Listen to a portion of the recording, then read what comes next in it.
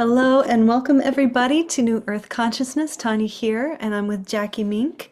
And Jacquie is all about New Earth fertility, and you can find her at Jacquie Mync on Instagram, Jacquie Mync. You'll see her name there. So Jacquie, thank you so much for being on the show, and we're going to dive into this topic of fertility and which is a deep one, and I'm really excited to get into it. So thank you for being here.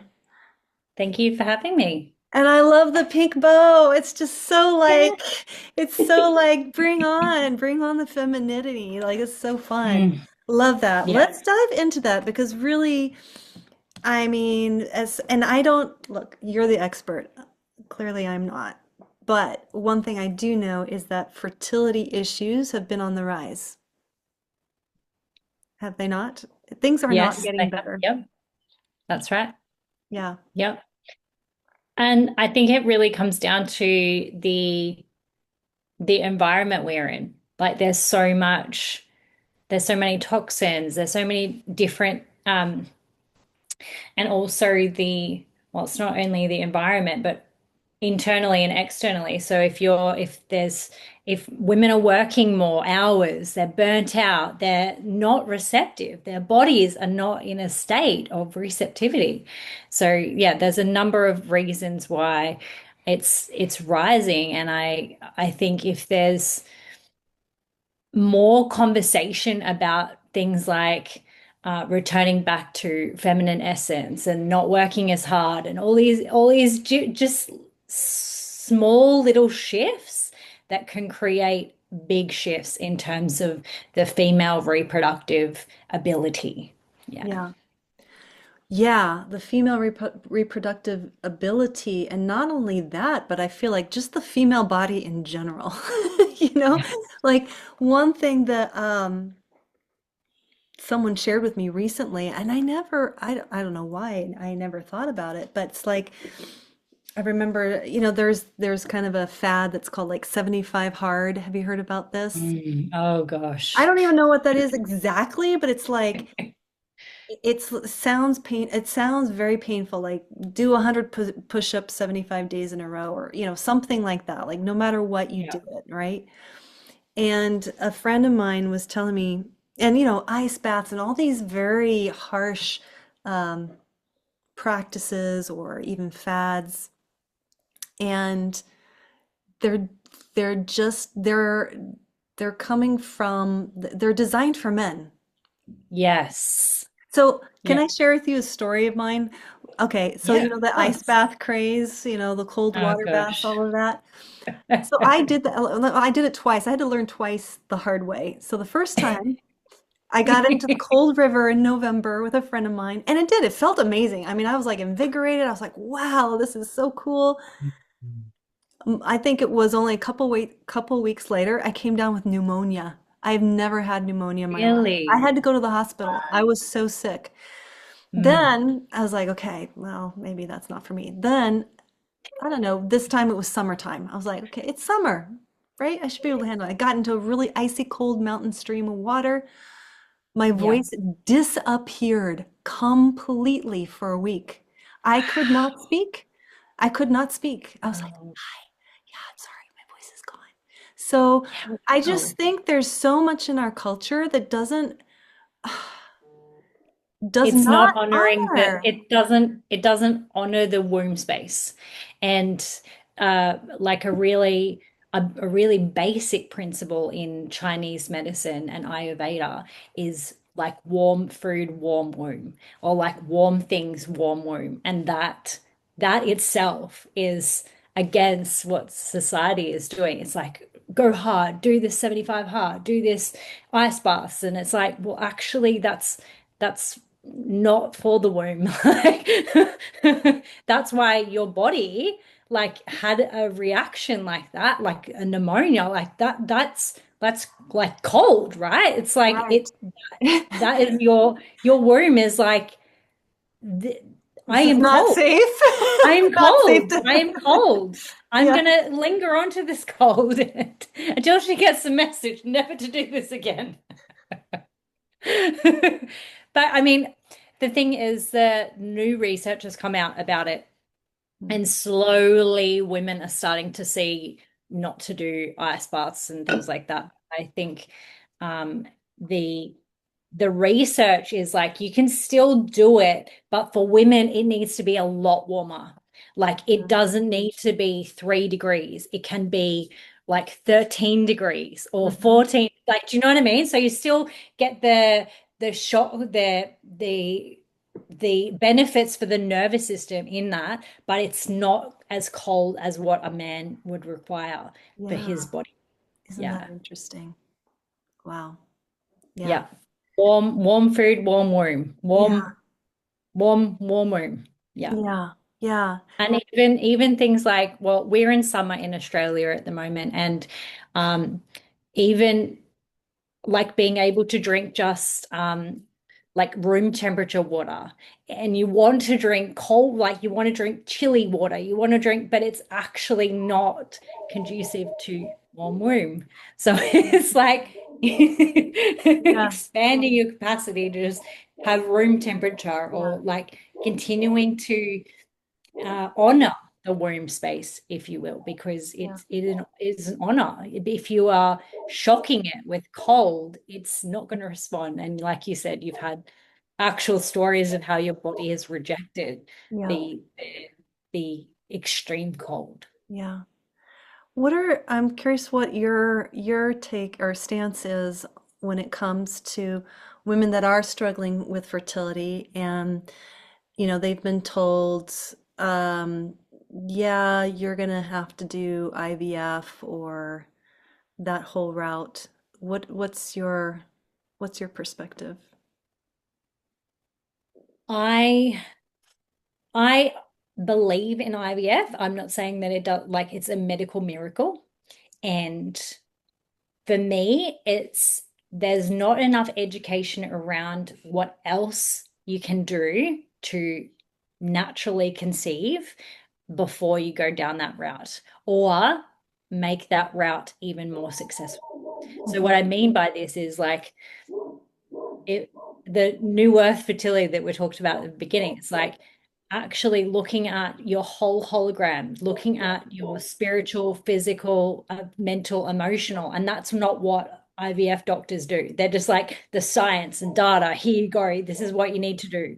And it totally takes away from that whole hologram, right? It's like Mhm. there could be unconscious energetic blocks in different parts of your life, in the relationship, in the family, like all these different things that need to actually be unpacked before natural conception is possible.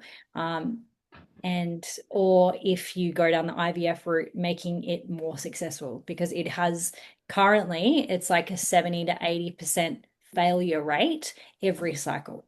So that Oh, like really? yeah. Oh my gosh.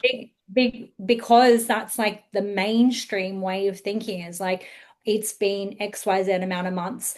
Everybody else is going to IVF, so that's my path. And it's like, well, no, actually, let's talk to somebody else like myself. Let's talk to a fertility and conception specialist before going down that route that is more alternative and going to look at everything in your hologram, everything in your reality that could be potentially energetically repelling conception, blocking it from appearing in your reality. Yeah, I want to share. I know for myself, well, I'm really curious, like how much well, obviously you touched on in the beginning that our Mm. environment, unfortunately, is more toxic than we're actually, it's not often spoken about. It's not, Mhm. I think it's kind of like we're all kind of sticking our head in the sand. When my husband and I were wanting to conceive a second child, it Yeah. took me a very long time. And it wasn't, I wasn't able to conceive until, and actually, this is a total aside because I, we discovered that our bathtub, it's an old clawfoot bathtub from like Yeah. the 1800s or something, early 1900s. And I was Yeah. taking hot baths in that bathtub every night. And I remember recalling going like after every time I'd take a bath in that bathtub, I would feel completely exhausted. Interesting. And then our painter friend, he says, you know, I've come to discover that those old clawfoot bathtubs have lead paint. Lead. Yeah. So we did a test, and sure enough, it was a leaded bathtub. So I was like bathing in lead. And so I Yeah. was like, oh crap, okay, I need to go get myself tested. And sure enough, my blood had off the chart levels of Oh, lead and mercury and cadmium and like all these other heavy metals.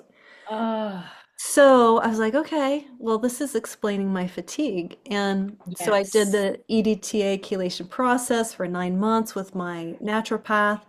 And literally, after the last chelation, I conceived. So I think a lot of women, they're just being told you're infertile or whatever it is. And it's actually, you know what? You're actually really toxic. Like you've got to clean Yeah. your system out. Yeah. Yeah. And not only clean it out from a perspective of like what you're consuming, like nutrition and diet, but it's like also what you're consuming up here, Mm. like the internal narrative, the unconscious like limiting beliefs and all those pieces that could actually still be energetically repelling conception. Um, oh my goodness, Yeah, I'm just wow, that's such an example of how our environment it affects yeah, what's going on. And yeah. also the or like on a soul level, like that soul that wanted to come through your body is like, no, He no, was no, waiting. He was like, you're not safe to not come yet. through, Yeah, right? Your cells aren't safe yeah, the, on a cellular level where the womb is not safe. You've got to change this. And like I love the hot baths thing is a great idea. If any woman is on here looking to get pregnant, go and have a hot bath every yeah. night, but not in a lead bath. Right. Make sure. Hot Make baths are sure. great. Hot baths are great because they're again like another return to the feminine, like a Yeah, return to that softness, softening, opening the cells, receiving the warmth, the like the pleasure and the radiance from being hydrated from the skin. yeah, Yeah. Mm. yeah. So yeah, so let's dive into some of the maybe mental, emotional, spiritual issues that could Mm. be um, affecting you, whether you're conscious of it or not. Like what have you discovered in your practice to be maybe, yeah, just some examples. Mm.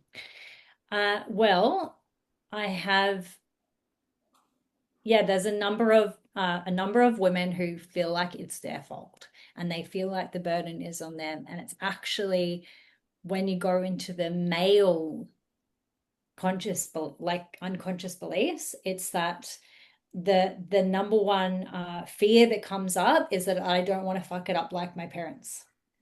Like that's the limiting belief that's holding a lot of men back because the men are the providers, right? They want to, when they create a family, they want to create it in. Thank you, Maxwell. The pen lid. Okay. Oh, you're a sweet little one. Uh, kids. Uh, yeah, so there's a lot of unconscious fear that plays out for men is that like they don't want to do it the way that their family did it and they want to create a fresh generation. And Mm, so unpacking that and unpacking the avoidance to um, be receptive to conceive or the avoidance to become a father is a huge piece. When women think that they're ready, it could be the male holding them back in terms of that energetics. It's like because we know on an energetic level, the female egg will wait patiently for the exact sperm that's going to create the best like genetic imprint for the generations to come, right? So it's just waiting for the right one. And if the male has any hesitation, the sperm picks up on that, and the sperm's going to not be the compatible amount for No the way. egg, Okay, and the so egg this is, will be baby. I never, you're right. You're right. Yes, Most women are like, there's something wrong with me, always. yes, I never yeah, stop to think about like maybe there's something going on with the guy. I mean, I guess there are men that have like low sperm counts and that sort of thing, but I yes, never stop to think about that actually their emotional mindset plays a huge part. Wow, yeah, that makes yeah, sense. yeah. So it's like it's more complex than you think. Right. Because yeah, right. It's just like that what I just shared about the energetics behind the egg and the waiting for the exact sperm and the repelling the sperm is hesitant, right? What I shared about that is like that the whole principle of conscious conception and actually that being conscious of that process and being conscious of everything that's going on in your field that could be potentially repelling.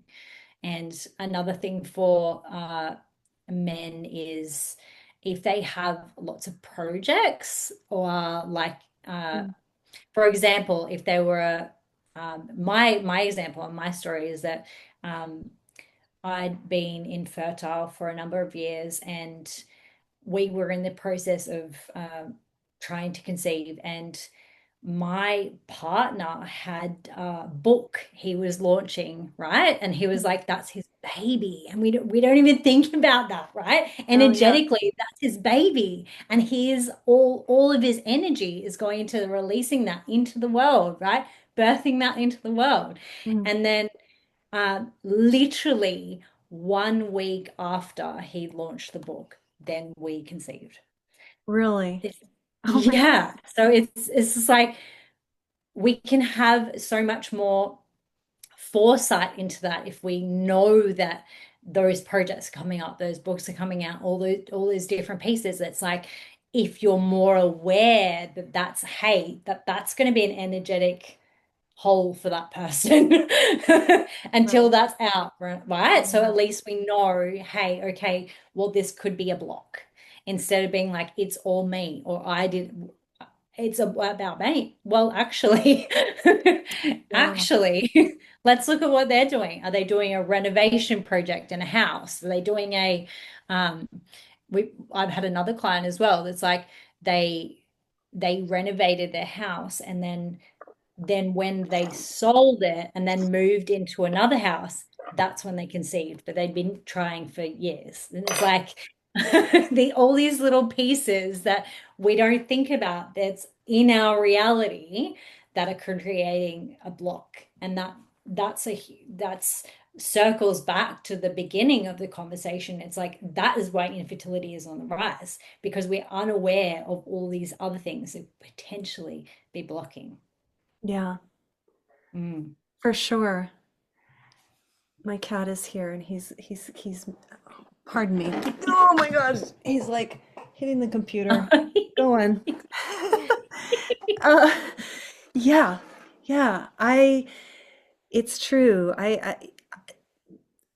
I mean, obviously a woman, isn't going to like the whole act of sex or lovemaking, if she doesn't feel safe, if there really isn't space Mm. for her to be, if there's all this if you can't create a space where it's like, okay, everything can be put aside, I think maybe some people get into, and I don't know, maybe it's true or not. I imagine maybe some people kind of approach it, and they say, oh, we're trying. It's like, okay, Mm. honey, it's time. You're ovulating Yes. right now. Let's go do this. All right, get the job done. Like, Yeah. I can't imagine anything worse. Yeah. You Yeah. know? No, that's a huge thing. It's like it actually then becomes a chore. And then the way we relate to it becomes a chore, right? It becomes a burden. It becomes like oh, we've got to do it in this window or else, like Yeah, conditionality on the process, right? And it takes away from the relating to each other and the connection. And like you said, the safety to open and receive, because it's yeah, all about that too, right? It is about, like we talked about, it not being about the woman, but it's still it's about everyone. And I think that's the thing, is like actually think about um what's going on for both parties. And yeah, like you said, it was the in that pleasure space, in the love making, it's like the safety and the openness and the like opening like a flower, right? It's like, uh, are you in that space? Have you got that space for that? Are you deeply connected to the same vision, right? That's a big thing too. It's mhm, like that that's an energetic, or like even it's more of like a spiritual and emotional, right? It's like, are we the the term is coming to me like the sex magic, right? It's like that magic of the love making can create a life. So are we both aligned for that? Are we both in that vision and seeing it from a more spiritual perspective, rather than a we've got to get the job done, it's a chore, it's a burden. yeah, Why is this like, because it then spirals. It's like then 14 days come later and it's like, why isn't it happening? And then all the shame and the guilt happen from that point. And but it's like reclaiming that the actual vision is shared, and in this magical, like spiritual experience where you're co-creating life and you're actually calling it into your body. So, yeah. yeah. What are how do you help people then? What's your approach then, like specifically if a couple was to come to you and they've been struggling, like how would you begin to guide them? What are the things that you'd be looking? It's like it is very complex for Yeah, each individual and each individual couple. It's like what is going on in your life. A lot of the time I start with a lot of the family line. What's your relationship like with your mum, dad? What is your Have you got any other kids? And what looking at that reality first, but it's like it's slowly unpacking what is in their reality that potentially could be in the way, and actually addressing that as it comes up.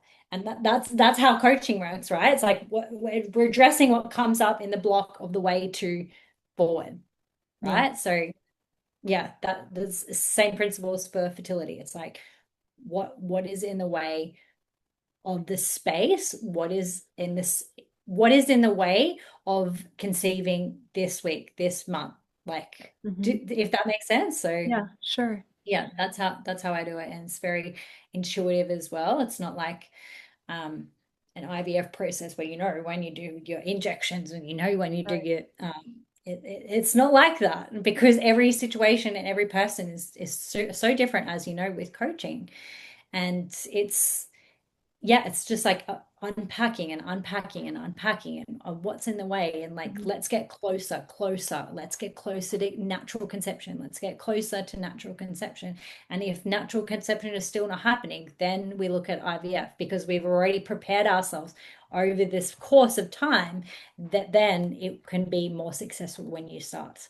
Because it's like um one of the other things that is very important to start with couples or women specifically is like, what is their level of embodiment with their menstrual cycle, right? Do yeah, they know when they actually ovulate? Like, can they tell without an app, without a test, that yeah, they've ovulated? Like yeah, that is a question. It's like how long are your cycles for a start? Because that's a block. yeah, And yet IVF is not about that. They're like, oh, well, it doesn't matter. right, Well, it does matter. So how regular are your cycles? Let's work on that. And how embodied are you with each stage of your phase, like each phase of your cycle. And like I have self-paced courses for the menstrual cycle, particularly to be embodied with them, and particularly using meditations and different Mhm. embodiment work to actually embody the archetypes that come along with the different phases. But I think that's really important to start with as well. It's like this, firstly is the family, and then it's looking at the menstrual cycle, and then it's just a intuitive unpacking along the way. It's like what is in the way. Like Mhm. one of my clients last week, it's like her business has changed, and the entity of the business is her baby, and it's taking her away from like being in an effortless state of conception. So we're working on, okay, support systems like outsourcing, delegating, and also not being the nervous system for work. It's like not being in the red. Where are you being reactive and not actually working on what moves the needle most? And like that kind of thing. So it's just like practically working with people on what is in the way in that moment. Yeah. And so do you also bring in diet and things like that, or is it specifically mindset? I if there needs to be like specific nutrition advice, Hmm. I can do that, but it's like as I have a background as being a professional athlete and personal trainer and all the things like that, so I can do that. And if they need extra assistance, I will refer them to a nutrition specialist. But in terms of my approach is more of the conscious living. Like, Yeah. what are you conscious of what you're eating? Are you conscious of reducing the processed food? Are you conscious of having more whole foods? Are you conscious of moving from like sprayed to organic, or like just those Yeah. different shifts? And Yeah. again, it's very intuitive. It's like if that's come up, it's like Yeah. if I that's come see. up, Yeah. how's that going for you? How are you feeling with your diet? How are you like how are you feeling with your nutrition? And oftentimes it's an unpacking with that. And if they need further support, I refer them. But it's yeah, it's just instilling that conscious conception point of view. Is that like, are you conscious of what you're consuming internally, externally? What things are you using on your skin? Because like you said, like in the lead, right? It's like what is in your environment? What are you bathing in? Like even the Yeah. water that you're bathing in. What because I know in Australia in our tap water, they have between 50 and 2,000 chemicals added to the water just to make it like balanced. Yeah, whatever that Oh, means. yeah. So anyway, Yeah. so I'm like filter everything. Like, do you know what I mean? So there's Yeah. like um there's so many things that you can, So many things. so many Yeah. angles that you can go on, and it's like Yeah. that is definitely the like I have a checklist for people when they're starting out. It's like, can you identify all these things that are in your environment? Like, can you tell me when you know you've ovulated, or like, and that will give me a baseline in terms of um, what they are struggling with, and Yeah. what already is a block. If they're like, oh, I don't know when I ovulate, I'm like, okay, well, we're starting there. Because Hmm. that you get the cycle right, and then other things can shift from there. And it's like, if without the cycle being 28 to 32 days, or 30, can be 36 depending on when you ovulate and all these bits and pieces, but getting that clear and embodied in that, so that when I jump on a coaching call, I can literally say, what day are you? Because then I can know how to not only coach them better, but Hmm. also where they're at mentally to respond to different things and different tasking, and like that kind of energy. It's like, okay, well, we're in um, wise wild woman just before the period. We're angry, we're like irritated. Let's use that energy and analyze what's not working, what hasn't worked last month, what can we do going forward? Like use that neurotic analysis and use that archetype for for the purpose of got moving forward. So that's yeah, that's a huge part of it too. Yeah. Yeah. Yeah, it's kind of wild how yeah, just the feminine in general, just looking at Mm. feminine energy and feminine ways of being, how we've really lost touch with that. And I mean, even yeah, women are being asked to do it all, Mm. and Yes. it's like, I don't know, there has to be some kind of shift. And I think that, we, it does take courage and maybe faith even Mm. to let go of old habits and old ways of being. Like I can imagine for you, like being, you said, professional athlete. Um, I mean, it's like conception is totally opposite of that whole framework, right? I mean, I remember when I was doing yoga very heavily, actually, and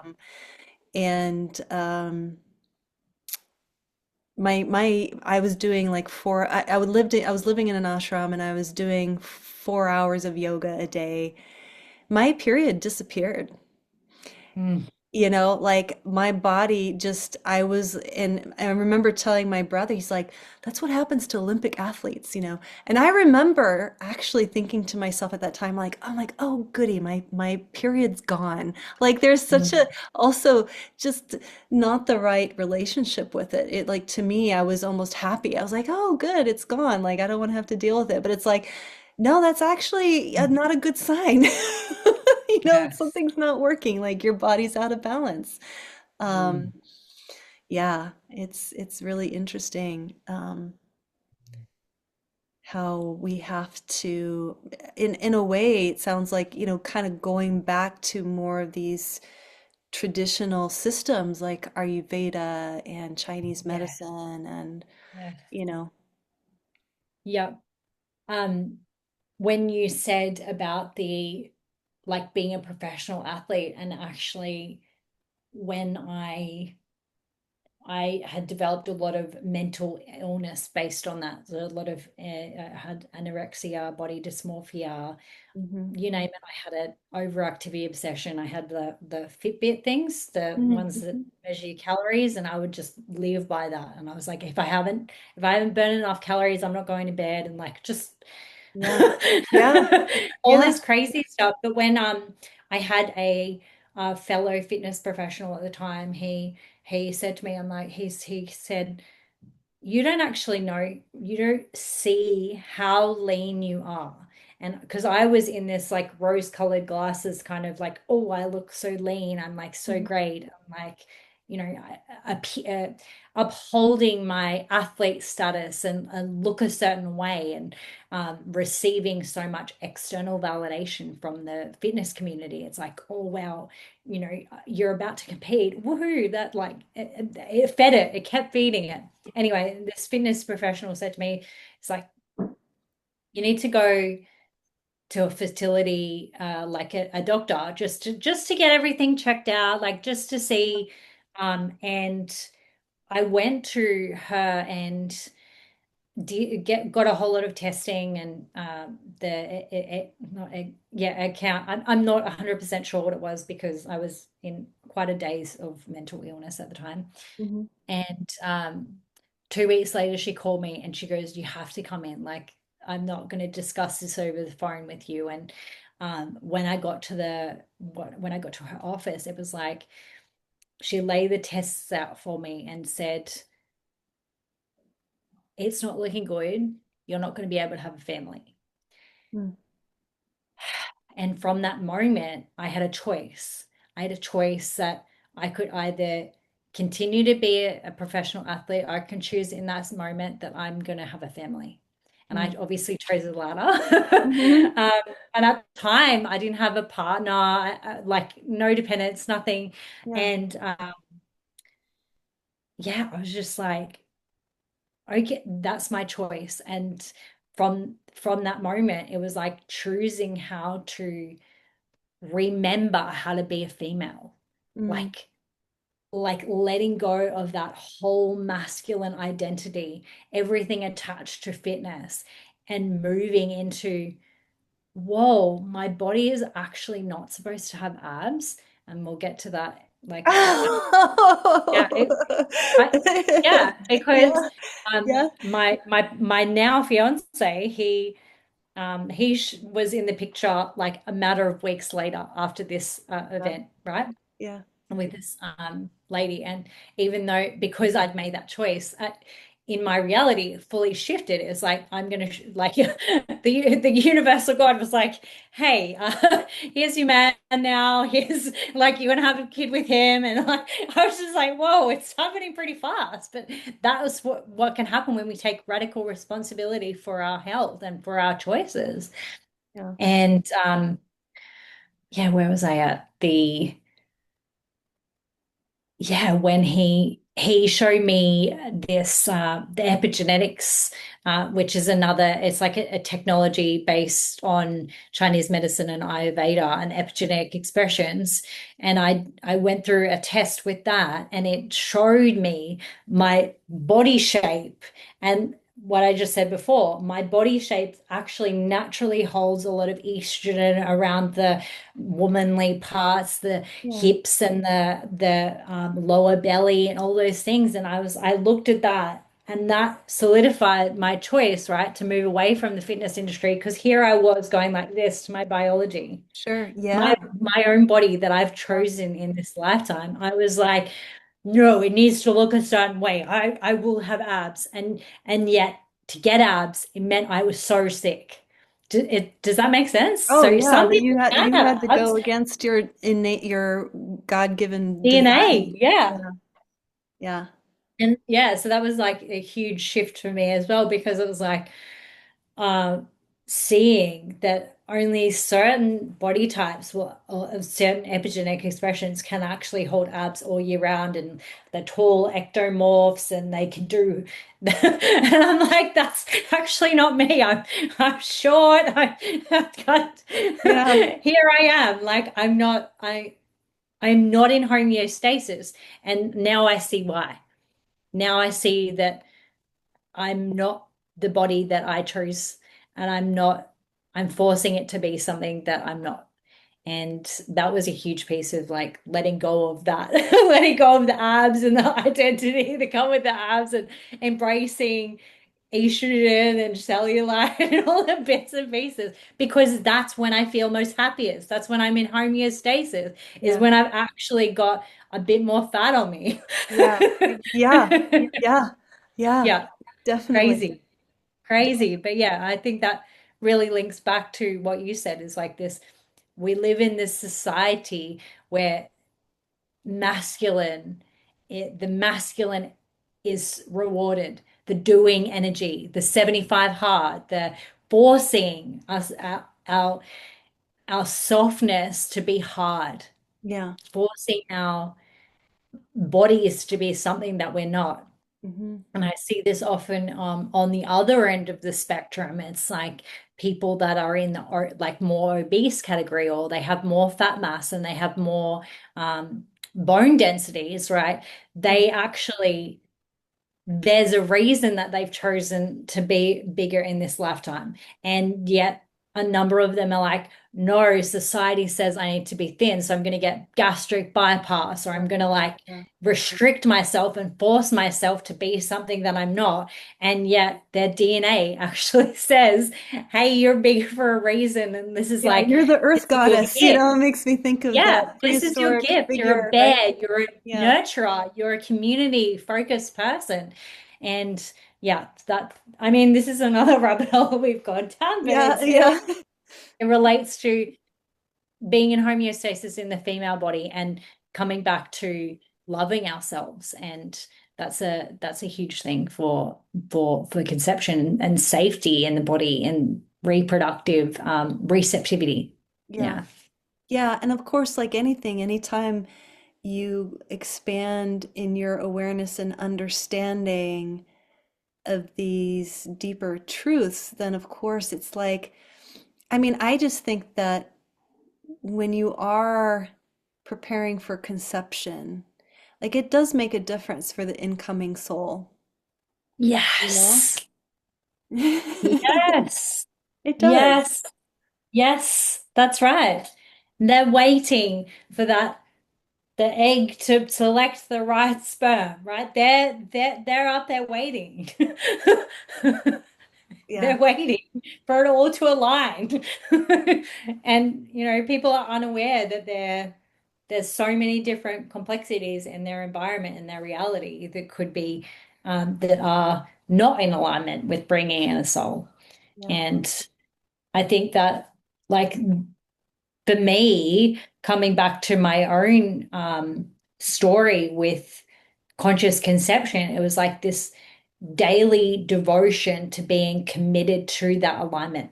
So, I would ask myself that it's like, what in my field is not in alignment with bringing in a soul? What's going on for me that's not in alignment? What gets to shift, like in my business, in my, like how I schedule my days? Am I not having like, Yeah. yeah, Well, and it's like, like, what's the point of having a kid, right? Like, I mean, if your life is so full and you're so driven to, I don't know, yes, hit your money yes, goals and stuff like that, yes. and you're like, oh, but I really want a kid. Well, what makes you think that?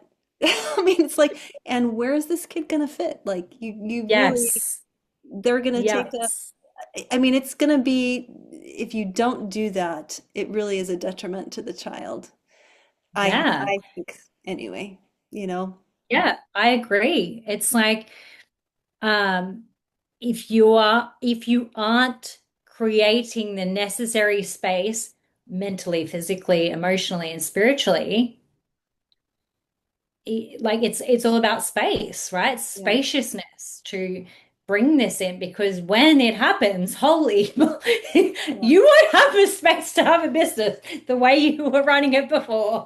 And even if by mirror, like it happens quickly, like for some people it does happen very quickly. Mhm. And and then they'll experience different shifts in pregnancy. It might happen in pregnancy, but let's get it all out before Yeah, pregnancy let's so we really don't think have a shit about, pregnancy yeah, experience.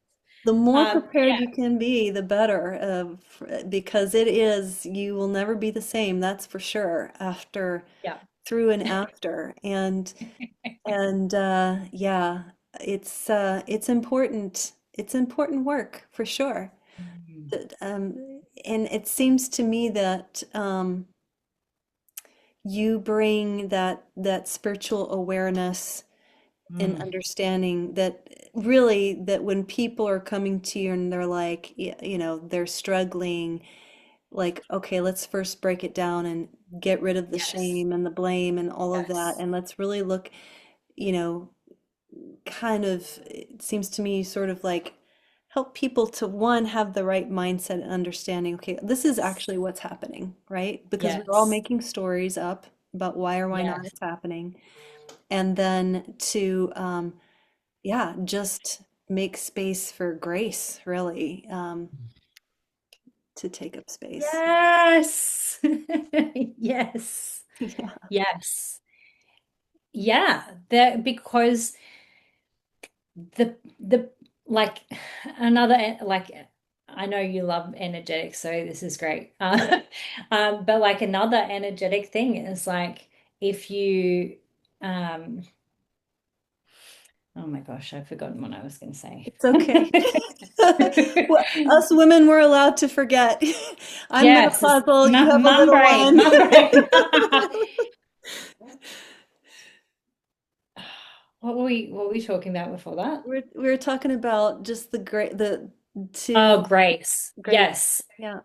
Yeah, because if we are so focus on what we don't have, we're going to get more of that. And that's a universal law, right? Yeah. That's the universal laws and principles. It's like if we focus on it's not happening, I'm infertile, but like I'm going to join all these Facebook groups about where I can bitch about being infertile and Right. that does exist. It's really weird. But anyway, it does exist. So like you're creating a reality where that is your reality. Like it's not there because you keep talking about it not being there.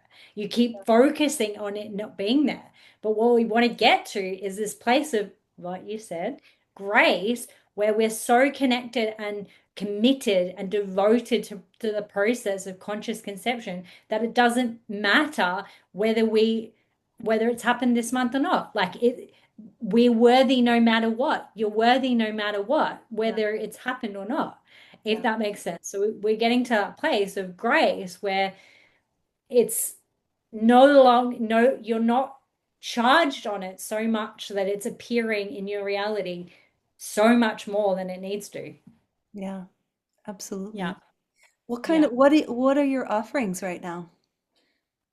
So at the moment, I have a few low ticket offerings. I have a Magnetize Your Baby experience that is uh, it's a class about what we've basically been talking about today, the energetics of successful conception, and a really cool activation process, which actually calls in the mother archetype, and you'll you create this energy of being pregnant. Yeah, it's amazing, and it's only $7.15 AUD. And then I have other self-paced programs about the menstrual cycle, as I mentioned. And then if they want to work with me in a capacity where we really unpack their own unique situation, it's a one-on-one process and it's application only. So that's available if you message me on Instagram. But yeah, that's the main ways. I've got a few lower ticket and then I've got free resources as well, and they're all available on my Instagram. Yeah. Fantastic. Awesome. Yeah. So yeah, so everyone check her out on Instagram, Jacquie Mink. And Jacquie, this has been really such an inspiring talk. Thank you so Mm. much for your energy and what you bring. Like I just, it's definitely you're the ray of hope for those that are that are struggling to conceive. And yeah, it doesn't what's the word? It can be a joyful journey, right? It doesn't have to Mm. be one where it feels like a battle, that you can Yeah. through allowing. And yeah, and sounds like yeah, your coaching helps people really just come back into their own feminine essence. So it's beautiful. We need more of that in the world. Yay. Yes. Yeah, I'm very passionate about what I do and how I'm here to serve and help bring babies to earth through this process and through devoting life in a relationship with conception and life because you're creating life. Conception is creating life.